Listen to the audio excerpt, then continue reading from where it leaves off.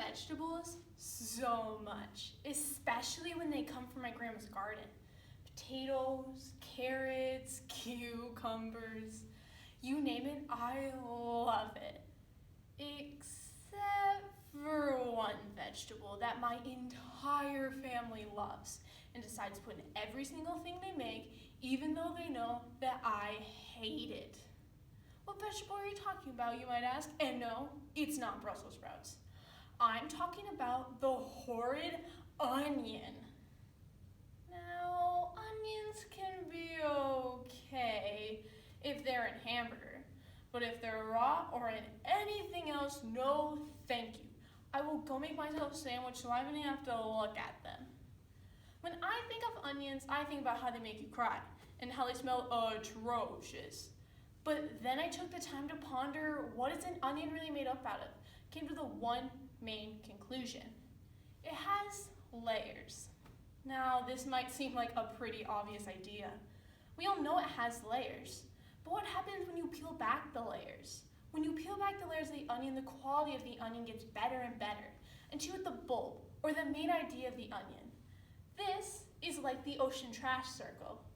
The ocean trash circle, also known as Pacific Trash Vortex, spans water from the west coast of North America to Japan. When you see what the ocean trash circle actually is, you're pulling back the skin of the onion. The more you understand it and what it's doing to our ecosystems, the more layers you're pulling back, until you reach the main conclusion of why the ocean trash circle is so bad and why people can't understand it by just glancing at it. This is why I think addressing the ocean trash circle will benefit our environment exponentially. First, we'll peel back the layers of what the ocean trash circle actually is and why it's so destructive. Then, we'll examine how this affects everyone and how it's happening. And finally, we'll dive down and find ways you can help stop the problem from getting any bigger. So, what is the ocean trash circle really? Well, it's a collection of marine debris in the North Pacific Ocean. Marine debris that ends up in the oceans, seas, and large bodies of water. In total, there are 5 main islands of trash. 1 in the Indian Ocean, 2 in the Atlantic, and 2 in the Pacific. Even though they're called islands, they actually aren't. They're just huge patches of ocean that contain a high concentration of plastic debris. If you were to look at any of the islands from a bird's eye view, they actually don't seem like that big of a problem. But the problem isn't on the surface. It's what's underneath that is the true problem. If you were to dive into the water, you would see miles and miles of trash everywhere. Coral beds, cracks of rocks, animals even eating the trash, which is one of the major problems. Another reason why it's so destructive is that once trash enters a circle, it's very unlikely for it to ever leave. According to the National Geographic in 2020, 67% of trash that enters the circle will stay in rotation for at least 3 years.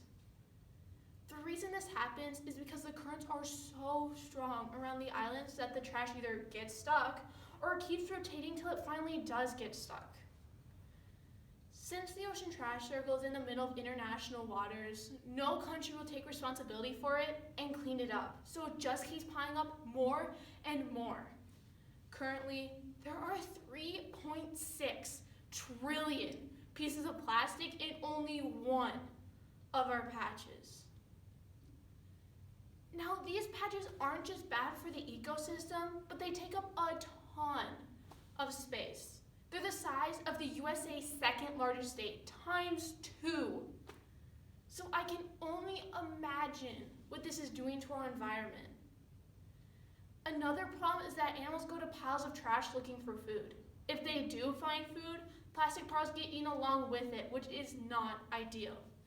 When animals eat plastic particles, not only does it not dissolve in their stomachs, but it destroys their intestines. And then a bigger animal comes along and eats that smaller animal. And the plastic particles keep getting passed on, and more animals keep dying because of it. In the ocean, there are a lot of endangered species. And when I mean a lot, I mean a lot.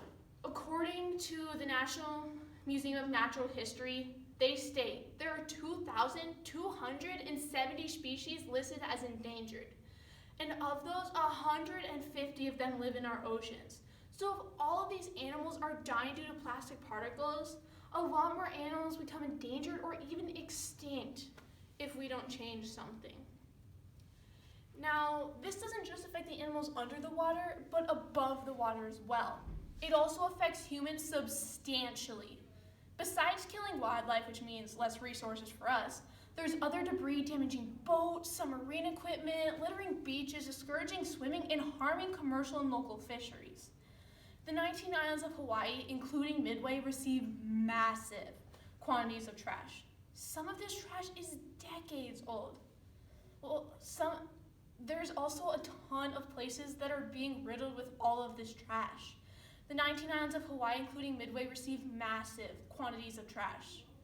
Some of this trash is decades old, while some beaches are riddled with plastic sand, which is millions of grain-like pieces that are practically impossible to clean up, while other beaches are riddled with 5 to 10 feet of trash. And this is something that we don't want happening. This is a major problem, and it's getting hard for them because they can't clean it up because it's so tiny, and there's just so much of it. Plastic can also negatively impact our health. According to the BBC in 2018, some compounds found in plastics, such as BPA, have been found to alter hormones or other human potential health effects. Some health effects could be impaired immunity, birth defects, and cancer. All of these are happening or will continue to happen unless we change something that's currently going on with the ocean trash circle. Now, changing your lifestyle can be a challenge, but you don't need to change your lifestyle in order to make a difference. Now, in a perfect world, we would just get rid of all plastic and all pollutants completely. But this is not realistically possible. We can't just depend on plastic one day and get rid of it the next. Even though we can't get rid of plastic fully, we can still try to recycle and use less plastic products. You can also take the time to cut loops on anything that might entangle marine life, such as 6-pack strings and disposable masks. And there are many more things you can do as well for untangling marine life. You can also clean up your community as well. We're trying to clean up beaches all over the world, and a major part is trying to clean up your community. Hopefully, we can get rid of all the plastic particles that are currently in the ocean trash circle that pollute the oceans that we know and love. At this point, the best thing we can do is recycle when you can, pick up trash if it's on the ground, and of course, don't litter yourself. So today, we talked about how this affects, we talked about what the ocean trash circle actually is and why it's so destructive. Then we examined how this affects everyone and how it's happening. And finally, we dove down and found ways you can help stop the problem from getting any bigger. These are some of the reasons why I think addressing the ocean trash circle will benefit our environment exponentially. We only peel back some of the layers of this problem, but this problem has a lot of layers to peel back. Some we might not even know about yet, but one thing's for sure. We need to try to do everything we can in order to fix this problem, so that way everyone can live in a healthier ecosystem.